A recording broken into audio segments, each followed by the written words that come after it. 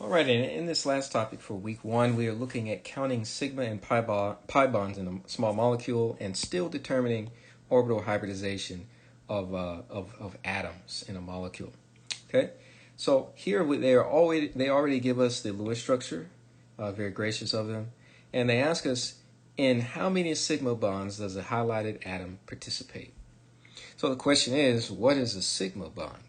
Well, it's easy to determine that given this information here that I've written down for us.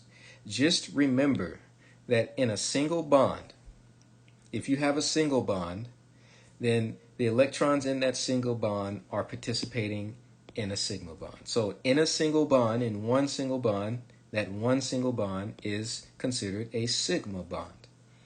If you have a double bond, how many bonds do you have in a double bond? Well, two.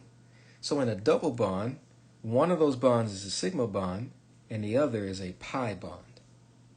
In a triple bond, one of those bonds is a sigma bond and the other two bonds are pi bonds. Okay? And so when I look here, I have this carbon atom.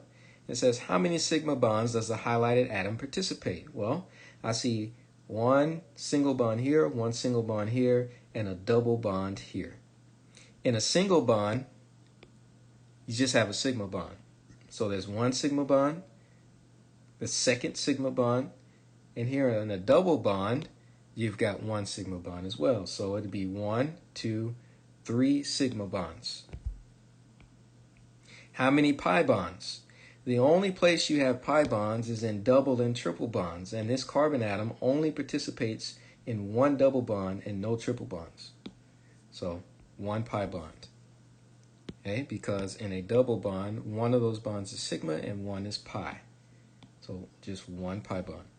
What is the orbital hybridization of the highlighted atom? Well, let's just write down its ALEKS notation. Let's just look at this. Just the atoms bonded to this carbon. We're imagining this is the central atom here. So we're just looking at all the atoms bonded to this carbon. What would be its ALEKS notation? It would be AX3. Are there any lone pairs around this central, quote-unquote, central carbon atom? No. There are 1, 2, 3 electron domains.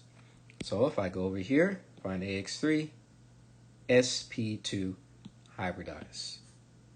sp2.